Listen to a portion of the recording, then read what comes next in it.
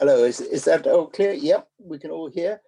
Good evening, welcome to the Wyre Forest District Council Cabinet meeting, been held remotely, and I hope welcome to those members that are present, both members of the committee and of the Cabinet, and to the observers from the Council. I also welcome, I'm never quite sure how many, but the number of the members of the public that are watching us online, and welcome to you as well. I expect it's a lot cooler to be watching this indoors and sitting out in your garden this evening anyway, so in any event, welcome. First of all, do we have any apologies for absence? I see the Cabinet members are all present. We have no apologies for absence. Thanks very much indeed. Declaration of interest by members. In accordance with the Code of Conduct, inviting any member who wishes to declare the existence and nature of any disclosable pecuniary interest and or disclosable interest and ODI in the following agenda items, and indicate the action that they will be taking when that particular item is discussed. Members are advised to look at section 14 of the Code of Conduct. Are there any such declarations this evening, please? No, looking on my, just have to flick the screen over because Nikki's on the other side, on the other screen. So there we go, right? No, so there are none, thank you. So we move on to, that was item 2. We'll move on to item 3 on the agenda, which is the minutes, and we need to confirm them as a correct record of the last meeting that we held before coronavirus took over proceedings. The minutes of the meeting held on the 11th of February 2020, and they are all available. They're available both online and to members who got them. Would somebody care to move those minutes? They're moved by Councillor Oborski, thank you. I'll move the minutes, Chairman. Thank you. Are they seconded? I've got, sorry, I flicked over the screen, Nikki Martin, so. I'll second them, Chair. Thanks very much. Sorry, I'm having to. Right. There we go. So those in favour of the minutes? Agreed? So, thank you. That's unanimous. So we've taken those. So now we'll move on to call-ins. This is the opportunity for anybody to have called in a particular decision. Have there been any call-ins since the last meeting of the Cabinet, please? None, Chairman. No. Reported by our solicitor that there have been none. Thank you. Items requiring urgent attention is item 5 on the agenda this evening. And to my knowledge, there have been none, but is anything recently? Or is it still on none? No. Silence is decided that one. So we've got no items requiring public participation. This is the opportunity where members of the public by prior arrangement come in and speak to Cabinet about any issue for which they're concerned. But we have to have had those notifications by midday on Monday of actually last week. So I understand there have been none. None, Chairman. Thank you very much, Solicitor. So that's item 6. We then go on to item 7, which is the Cabinet Advisory Panel on the Green Agenda. This is something which we've been talking about for a while. We're trying to move things on a little bit within the district to give more bite to our thoughts and directions for the way we go forward with the green agenda in Wyre Forest. And we had an agreement a while ago that we could set up a task force. We looked earlier in the year at various government arrangements, and we would set up a task group made up of people from all parties on that particular item. So here we go. I'll just introduce that. I'd like really to, this is on 7.1. And there's another phone going now. I do apologize for this.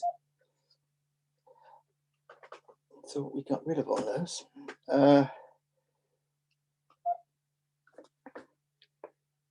The recommendations set out in the report under 7.1. It's the first advisory panel, I say, that the Cabinet has been invited to set up following the last year's review of governance within the Council. We looked at the way we were making decisions and decided to stay with that which we inherited in the end.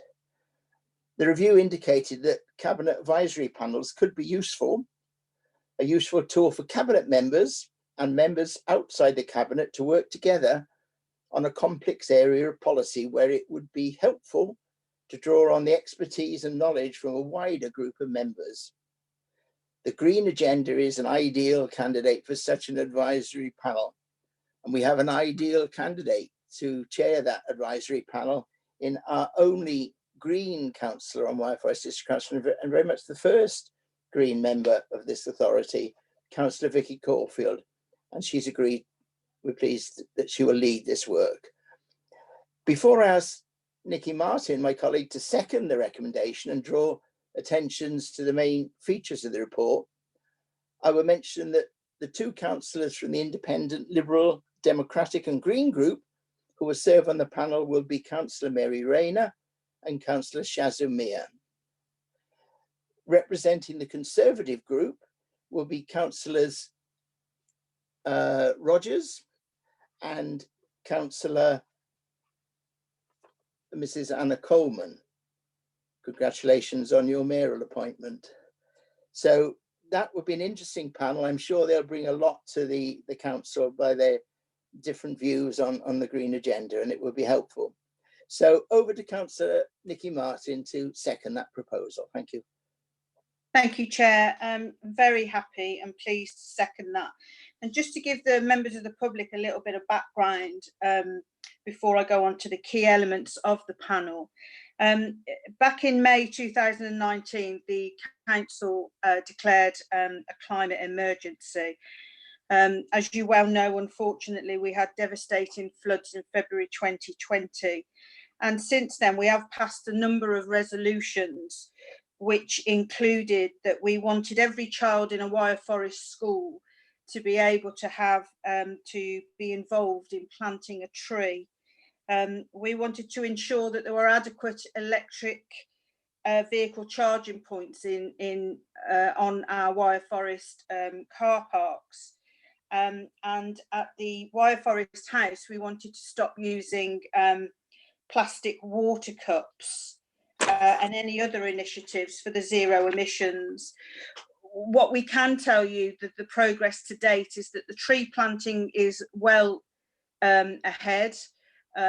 We have had a report from experts around the electrical vehicle charging points. We're happy to announce that we've already stopped using the plastic water cups back in August 2019, so we got onto that pretty quick. And we are exploring delivery of renewable for the zero emission energy.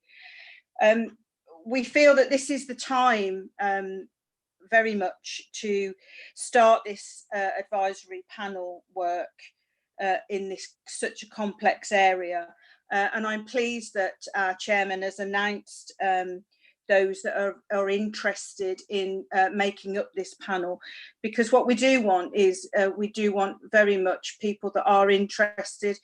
We hope that some of the panel members will come with some expertise, as we have got in our chair, like the chairman said, our very first Green councillor, and she is more than happy and very eager to get this going. Initially, what we want to do is to actually look at ourselves and see what our own carbon footprint looks like. which will be very interesting, and that will allow us to track any progression as well. And obviously ongoing, we will always be reviewing the existing climate change action plan. There is a small pot of money for us. Obviously, we will want to go to for expert support, and obviously wherever we can, we will do our best to minimise the impact on our staff who are already work very hard for us.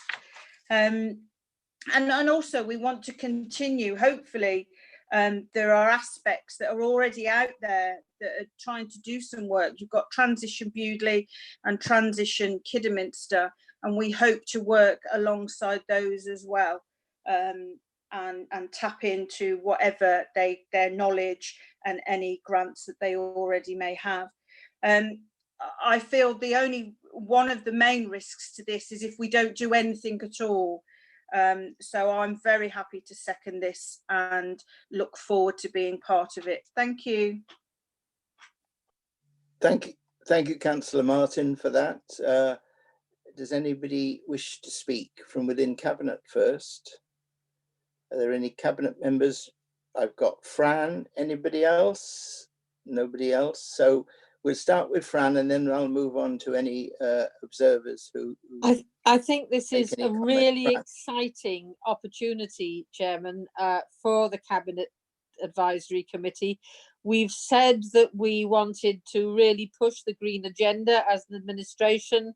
We announced the climate emergency last year, and it's really important that we are seen to be not just doing the pretty words about the climate, but actually looking at ways in which we can really do things within Wyre Forest that will make an impact on the lives of local people.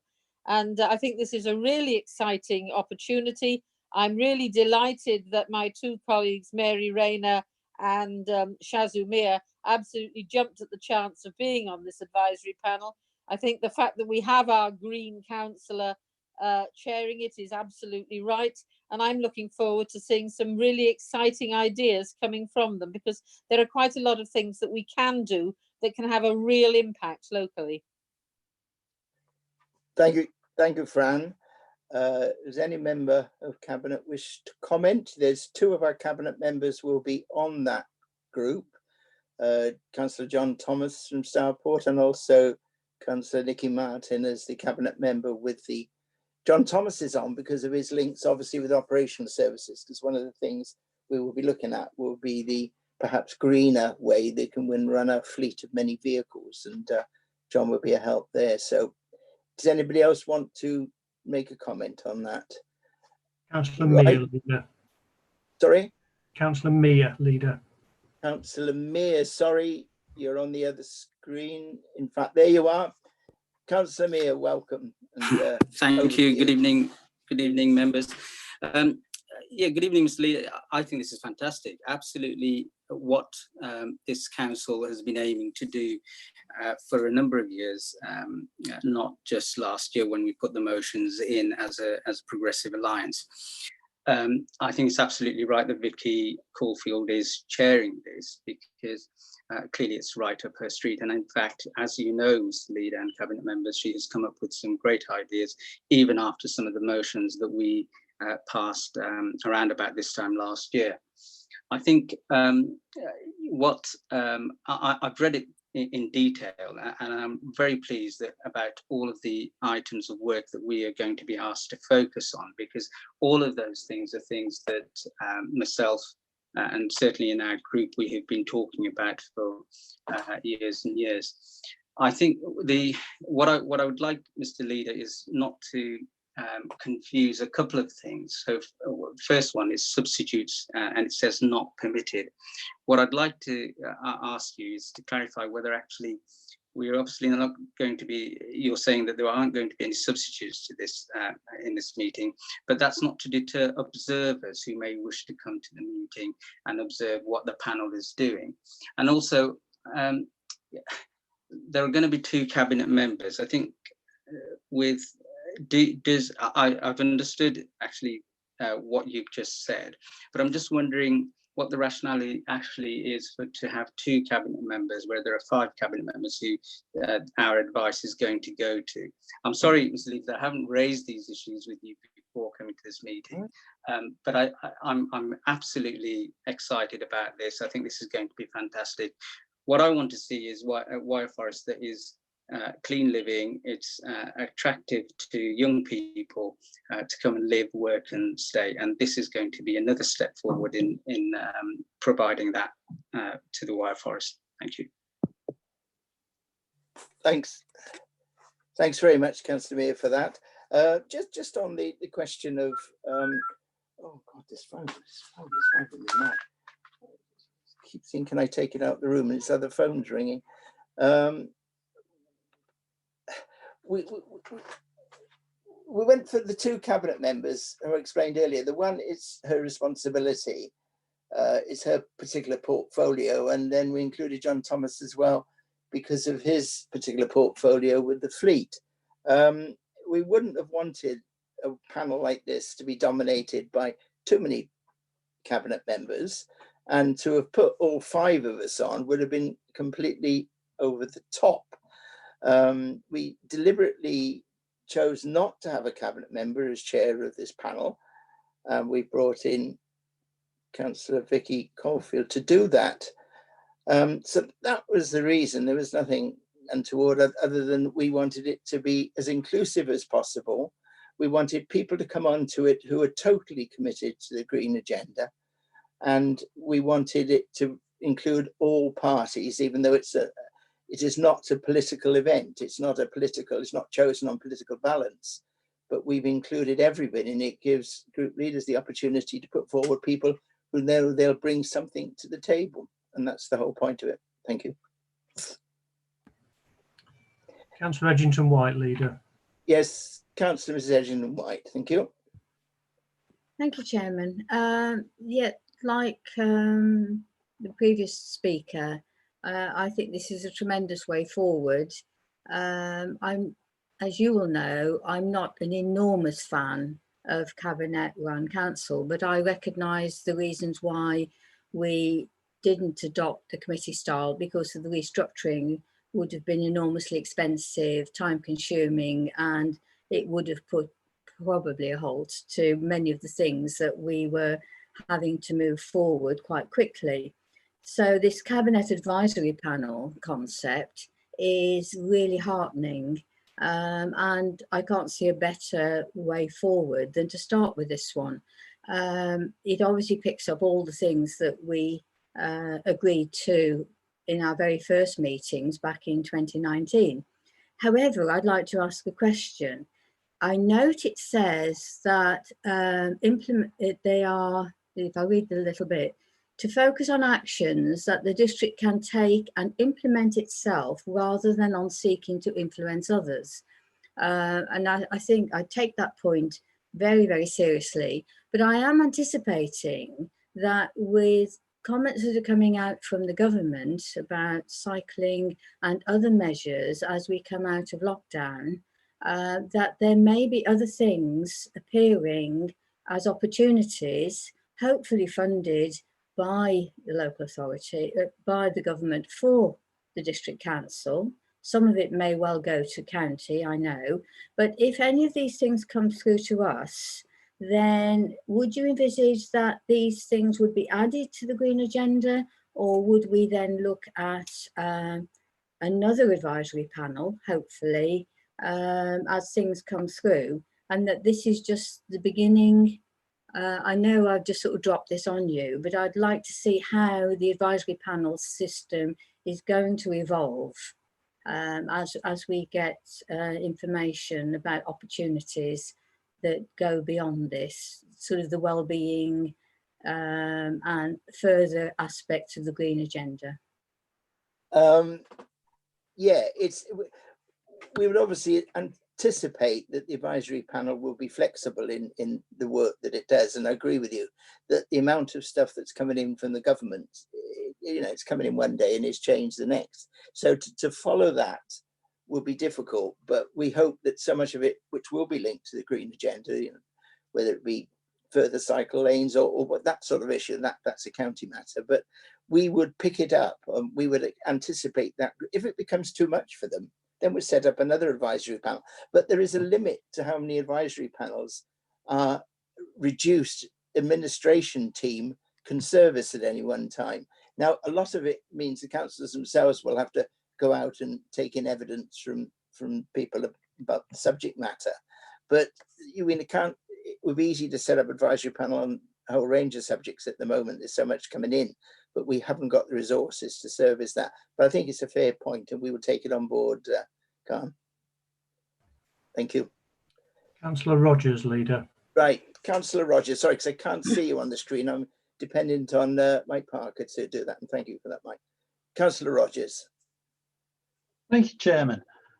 I see this is a very exciting opportunity.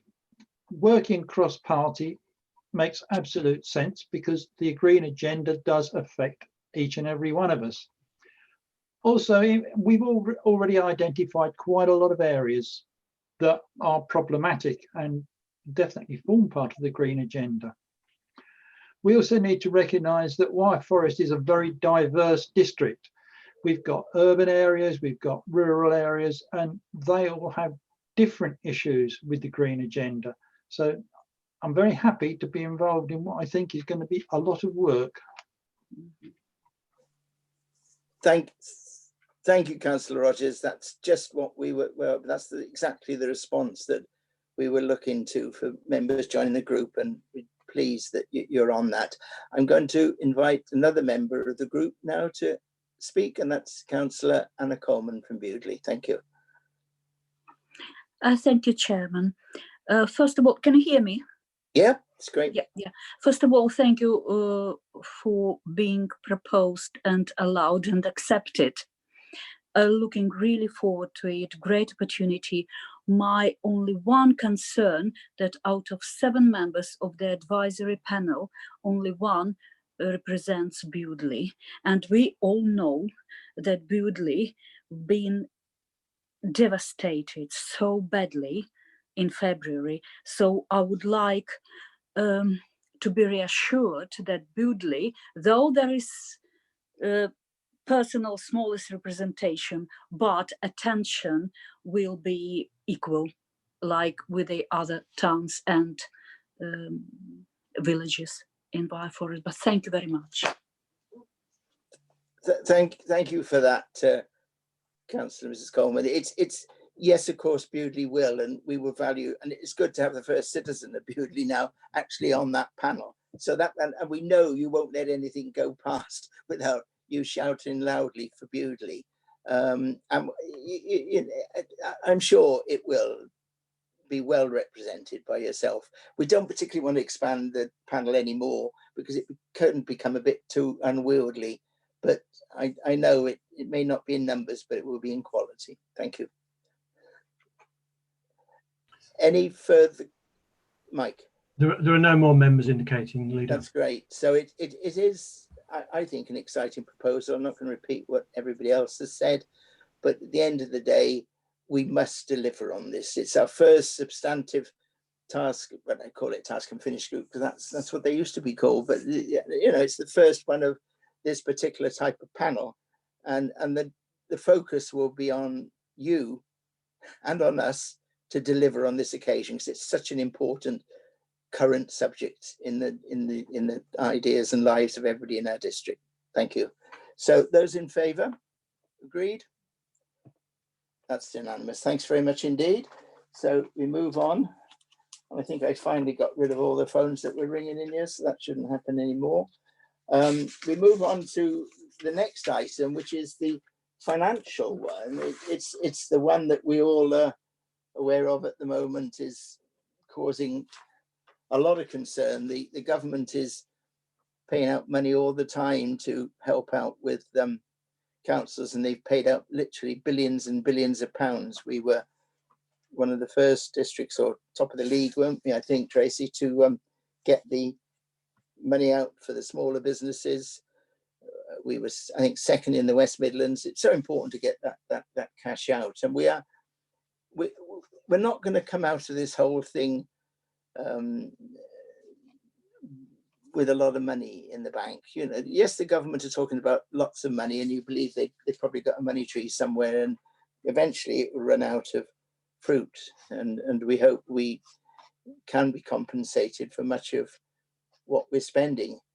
If the government don't actually meet the bulk of the extra costs and the lost income faced by the council from car parks and whatever, we will be in dire straits, and we would have to reduce expenditure on services. I'm going to ask Tracy Southall, our finance director, in a second to introduce the report and just take it through in the way that she can do, and make it sound understandable, because it is a complex situation. But if we are going to be able to avoid some of our discretionary services being cut, if we can't get our localism agenda through with our town council colleagues, for example, then we won't be able to avoid some of those reductions. We think that the rest of the country is probably in as bad or worse state than ourselves. That it's not going to be easy. Things like parks and open spaces, everybody is concerned about. Chatting to our chairman of planning last evening, who's here as an observer, she said, well, why aren't we asking the government to pick up the responsibility for the parks and open spaces? Because obviously that's going to be a big responsibility in terms of going forward of the cash situation. I'm sure, Carney, don't mind me mentioning that. But you know, at the end of the day, it's that sort of thinking. If the government is so concerned about the health and well-being of the nation and the effects on both physical and mental health of shutdown, then surely the struggle that we're all having to make ends meet could be included in any parks and open spaces agenda in the future. So there are issues like that we're not closing the door on all discussions. We just hope that we will be able to come up with some solutions in order to keep services running in Wyre Forest, as people over the years have expected of our council. And it's got a good reputation in that respect, and we wouldn't want it to fall apart. So, Tracy, are you going to take us through? Is that you're okay with that? Thank you very much. Tracy Southall. Okay, thank you, Chairman. Yes, this is a very early briefing for members on the impact of the current pandemic. They are early estimates. There is a lot of uncertainty, and I haven't got a crystal ball. So these are early estimates that we will continue to refine as time goes on, and as we see how long the lockdown lasts, and as we see whether people do indeed start to take our income services and pay their council tax and business rates in a timely fashion. So, as the leader said, it is placing unprecedented stress on our budgets, not just us, but every council up and down the country, districts and counties alike. We're seeing the reduction, or in a lot of cases, the complete failure of some of our income streams for at least, 3 months of the year, 3 to 4 months, together with cost pressures as well. And there has been a lot of activity by the Local Government Association, by the District Council Network, by the County Council Treasurers, and we've all been feeding into Government Office and giving them information about the impact of the pandemic. And as the leader said, the government have stepped forward and they have given a lot of funding, but a lot of that is to go directly, to be passported directly to businesses and to individuals that are suffering financial loss, rather than the District Council retaining it. So the report contains some early estimates, as I say, and it contains some tables that show, first of all, in 4.21, it shows the areas where we're seeing increased costs.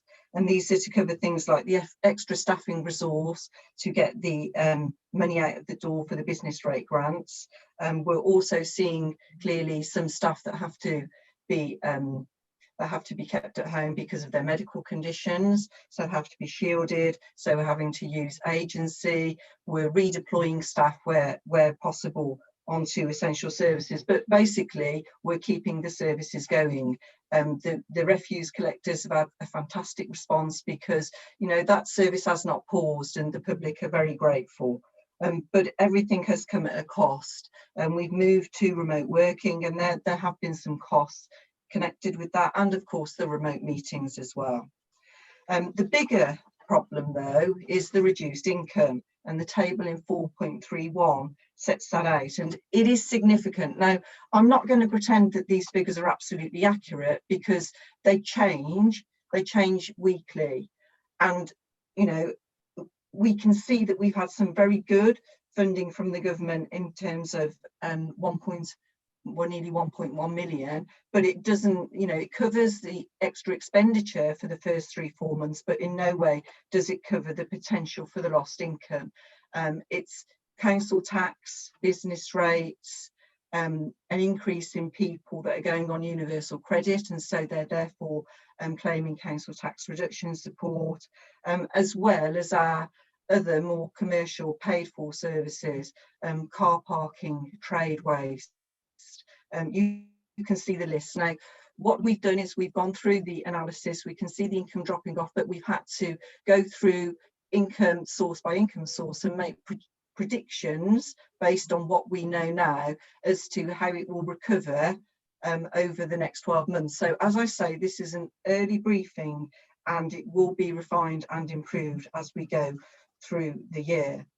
The funding gap is of particular concern. As members will know, the approved budget includes an assumption that we will make savings this year, and clearly all of our resources being put to dealing with the pandemic, and so we are at risk of not making, we think, about £250,000 of the planned savings. So that is a problem. Cash flow, we've had to carefully manage that. I have daily first thing in the morning treasury management meetings, because as a billing authority we collect all of the business rates and all of the council tax, and then we distribute them to our preceptors. So that is something that we are carefully managing. At the moment it is manageable, and Government Office have been helpful in this. They paid us the grants up front, and they've let us take longer to pay over some of the business rate pool payments to the centre. So, but it is manageable, but it is a key issue that we are having to manage carefully. Thankfully, we do have reserves and balances, and we can use those in the interim whilst more becomes known to compensate for the lost income and for the increased costs. And that is what the recommendation in this report is asking. It is asking for you to delegate authority to myself in consultation with the leadership team and the leader to use general reserves to replace the reduced income and the increased costs that's not covered by government funding, because as I say, the government funding is very, very welcome. They're doing some great things, but we do need them to go further. And I'm asking for delegation to do that for the first quarter, for April to June. And then I will bring a further report when hopefully we will know a lot more in July, and then we can crystallise hopefully on the impact on the MTFS for this year and make any adjustments where possible. We are making monthly returns to the government. Every council up and down the country are completing what we call Delta returns. The last one that I did was last Friday.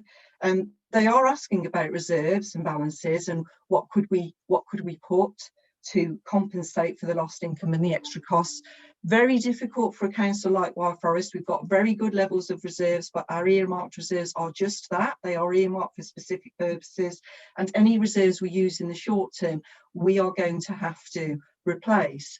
And we will have to do that by either looking at the council and either being more efficient, localism, or in some cases, even looking to reduce the service offer that we make.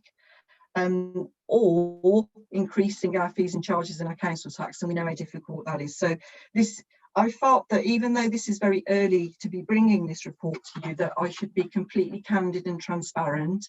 I haven't got the absolute result of the impact.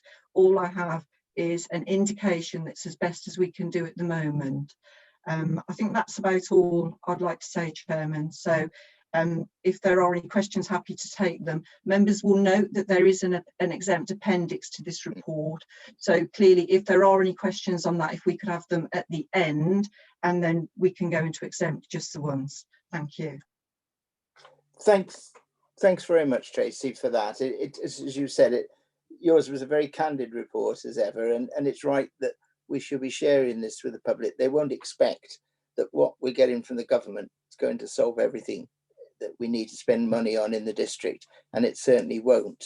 So we've got to be prepared. We're confident that with our team of officers that are working with you day and night to try and sort out these complications, because it does change almost you said weekly, but it's changing almost daily, some of the instructions coming through from government, and only because they're treating with, it's uncharted waters for them as well. So it is a difficult one, but at the end of the day, we hope that we will be able to get through it in a way that will hopefully will come out stronger on the other side. So, but a lot poorer.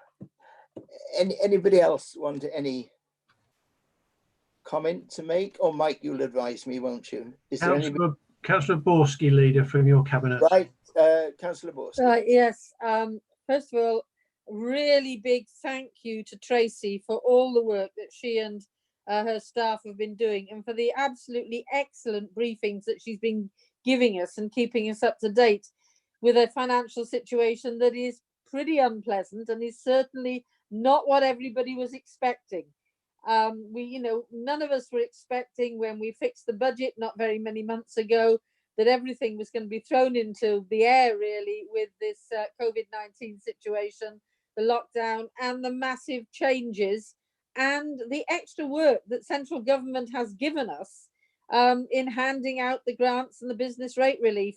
And it really is congratulations to Tracy and team. At one stage, we were the fastest in the West Midlands. I think we're now second, and we're certainly still within the top 30 authorities in the country for performance. And that is pretty good when you look at the size of some of the other authorities.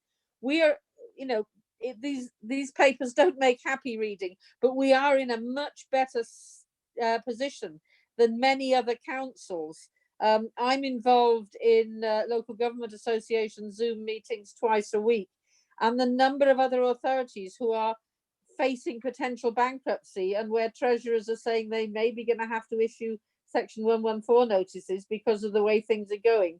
I think our team are doing fantastically well, but we are facing some very challenging decisions if things don't pick up. I mean, it is interesting that initially the Secretary of State for Housing, the Communities, Local Government was saying, it's all right, local authorities, spend everything you need, the government will see you through. And now we're being told, well, that doesn't necessarily mean that we're going to pick up the tabs for your lost income. And of course, it's the loss of income that is really causing the major problems for all local authorities. For those with big those who really depend on tourism are in an appalling state. But I'm very pleased to read this. I'm really pleased with the support we're getting from Tracy and the team. And I'd like to move the two recommendations in 2.1, that we decide that the projected budgetary impact of the coronavirus pandemic outlined on this report and relative actions both taken so far and planned for the future be noted, and that we approve delegated authority to the Corporate Director Resources in consultation with the corporate leadership team and the Cabinet Member for Strategy and Finance to use general reserves to replace reduced income and increased expenditure that is not covered by government funding for the period April to the end of June 2020. And let's hope that soon after the end of June, we really are seeing a relaxation of lockdown, and that things do start to return, not to normal, because I don't actually think we're ever going to get back to the old normal, but to a new normal that becomes something that we all learn to live with. So I so move. Thank you, Fran. Before I ask for a seconder to that, can I just add, I mean, the praises certainly to Tracy and her team have been well stated, but I think we must also extend our thanks as Cabinet to all the members of the corporate leadership team, because they're working constantly to try and look at the way forward for the district and the way forward out of the current financial plight that we've got. So it's just not just the finance gurus in Tracy's team that are doing that. The other corporate directors all have a role to play and are all doing a brilliant job in trying to achieve that. The recommendation that Fran's moved, if there are no more speakers, I'll ask for a seconder and then we'll vote. Are there any other speakers either from within Cabinet or from outside? Mike, have you got any members? Councillor Mia, leader. Thank you very much. Councillor Mia. I'll let you speak even though Fran's moved it, but go on. Well, thank you very much, Councillor Banja. I just wanted to echo everything that's been said about our staff. I think it's been fantastic. It was compelling reading, actually.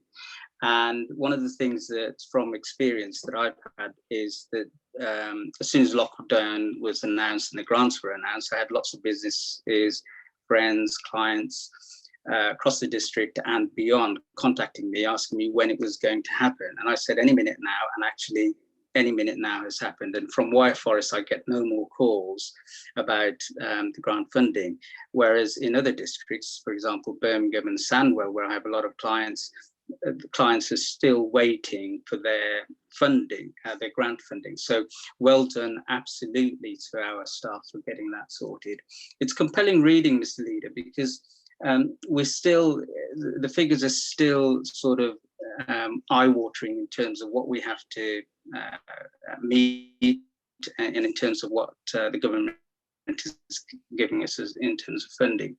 And the one thing that actually sticks out to me is at paragraph 6.1 on page 28. And this is probably a question for Tracy. And the question is really, how far is £4,500 going to go to help our homeless people in our district? It just seems ridiculous. I know it's not our fault and it's nothing to do with Wyre Forest District Council, but that sounds like a paltry amount for for our district. I just wonder what the view is on that. I don't mind Tracy or Chairman. I mean, I was just going to say, Tracy, and then you can give the.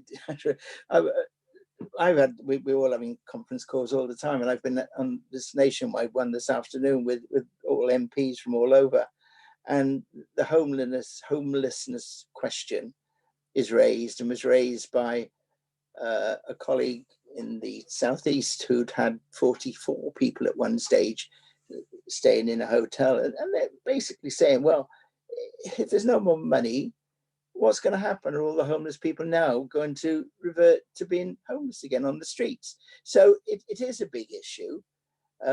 Tracy won't have the answer, but she'll tell us how far you can respond to Councillor Mears' question. Thank you. Thank you, Chairman. Yes, you're right. The 4,500 is a very small sum, and it's a welcome contribution too. But yes, a small contribution too.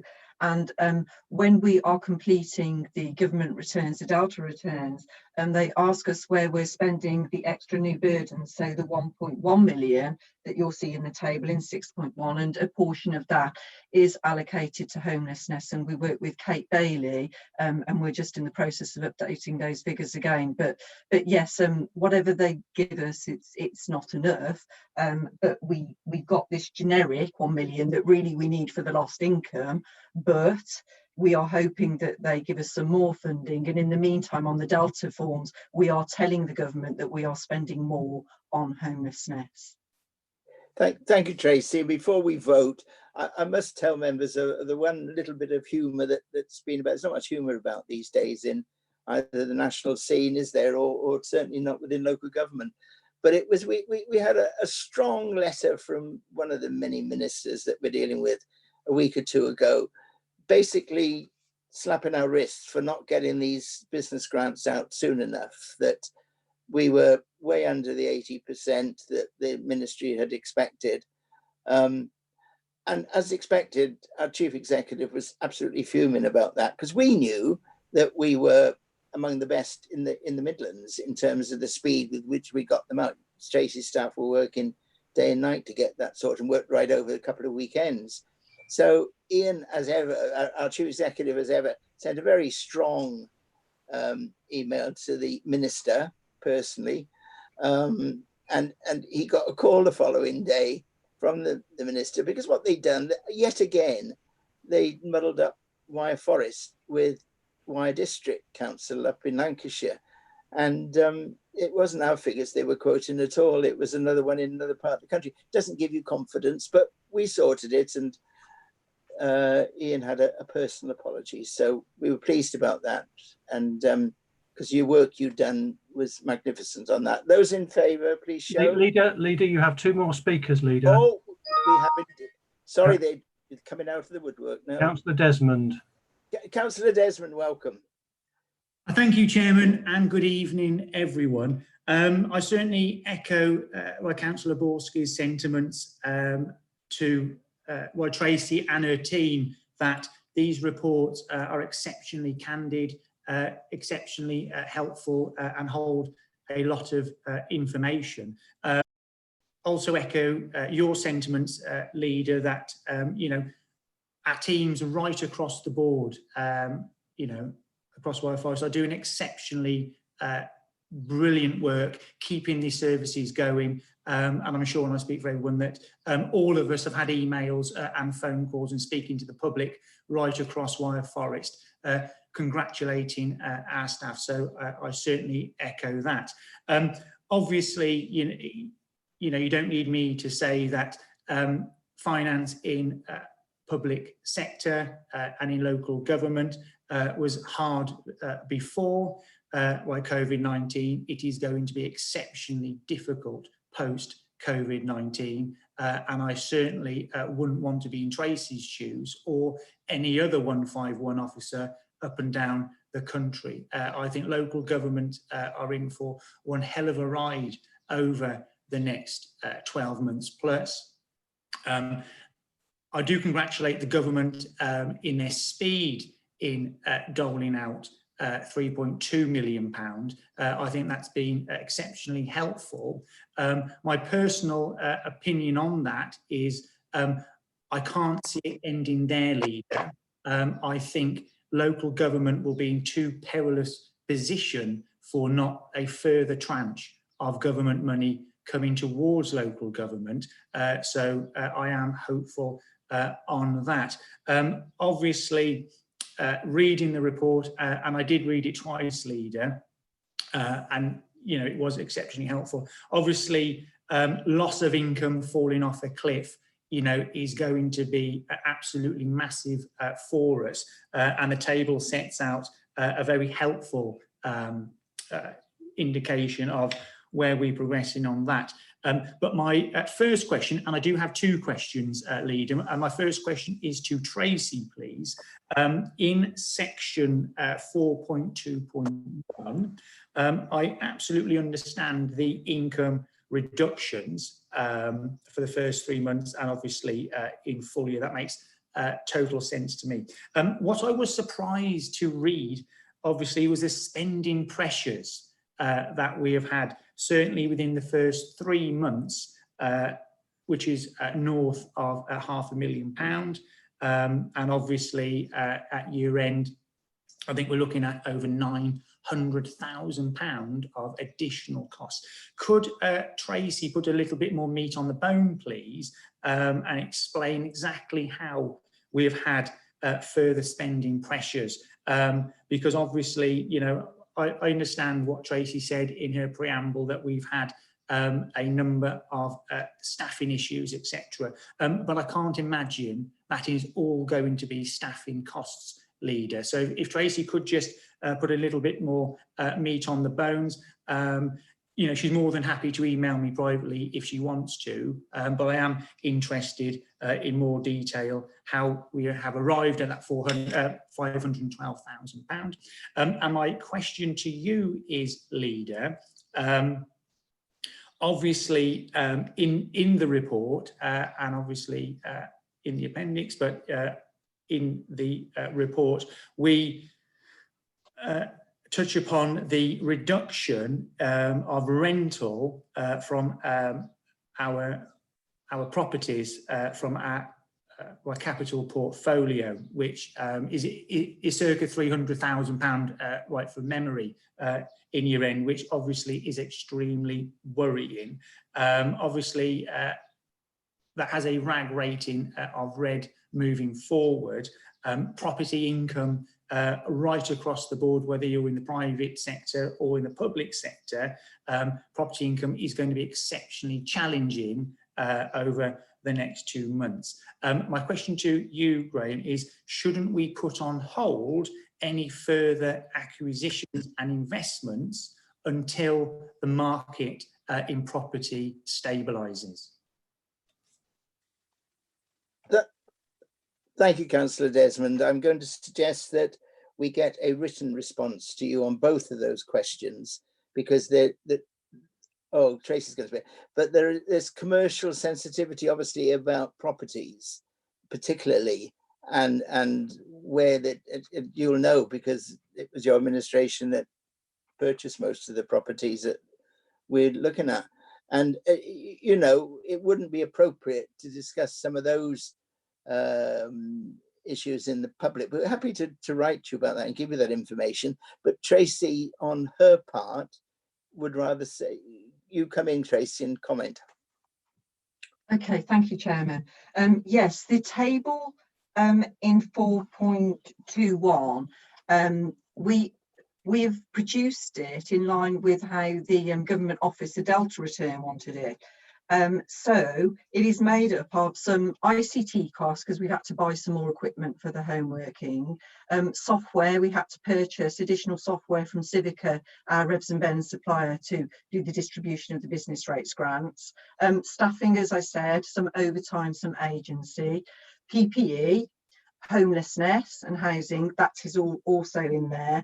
The costs, so the generic costs have been allocated over the services on a sort of per capita head, and that's why they're over all of the services. Some are specific, but some are allocations, which is how the government asked us to do it. Now, the biggest row that you will note is the other services. Okay, now that does include exceptional contractor costs, which are covered in the exempt appendix, which we can't discuss in open. So if you do want to discuss that, we can go into exempt at the end if you prefer. Up to you, Chairman.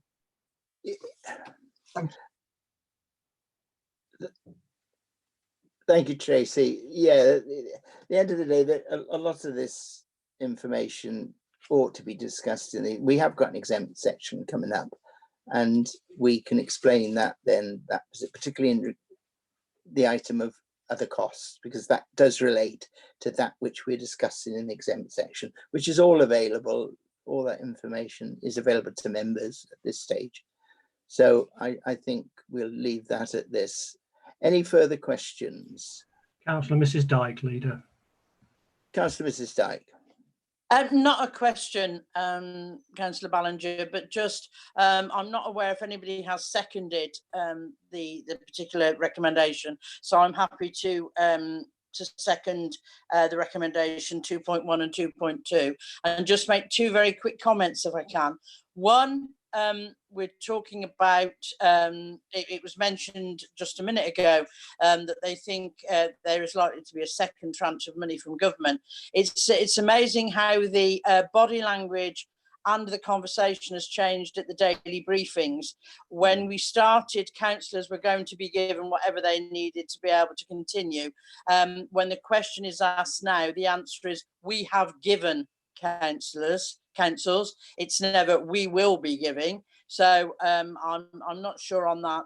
And secondly, on the homeless issue, I was on another meeting this morning, and our housing colleagues are gearing themselves up, because when hotels are open again for business stroke tourist stroke sort of people staying in them, housing are expecting a very big sort of onslaught of homeless people coming back to need to be able to housed or funded. And I think that nobody can quite measure that yet, but I think it's going to be a massive cost to authorities, because not to forget that during the lockdown, people will still have been evicted. People still will have been had their homes taken away from them. That hasn't stopped, however much we think that people may have been a little kinder. So I am concerned about that cost that's suddenly going to hit authorities about that whole homeless and rough sleeper issue. Thank you, Helen. Are there any more members or observers want to speak? None indicated, Leader. Thank you, Mike. So on the it's proposed and seconded that we accept that report with the recommendations as detailed. Those in favour? Okay. I guess that was unanimous. Unless I hear otherwise. Yep. Okay, thanks very much. So that's that item. Let's move on then to the any other business, which there is none in the open section. Would somebody care to move the exclusion of the press and public? Fran's moved it, and that's seconded by Nikki. And is that agreed? So thank you, press and public. If you happen to have been listening in, I hope you've enjoyed what you've seen. Any further details you want, we're always happy to provide the information for you. At the moment, it obviously would be better if you sent us an email, and we'll do our best to respond. Thanks very much.